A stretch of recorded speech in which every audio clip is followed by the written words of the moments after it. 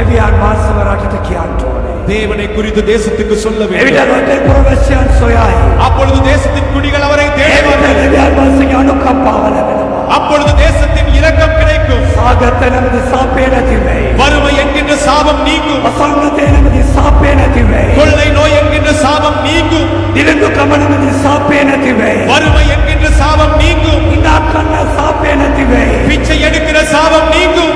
අන්නායට ණය දෙන්න ආශිර්වාදය මත වෙයි. மற்றவர்களுக்கு கடன் கொடுக்கிற ஆசீர்வாதம் உண்டாகும். ඒක ජනතාවට ආශිර්වාදය සිදුවේ. ஜனங்களே ஆசீர்வாதமாயிருக்கும். දිලිඳුකම ඇති. வறுமை போதும், දුක ඇති. துக்கம் போதும்.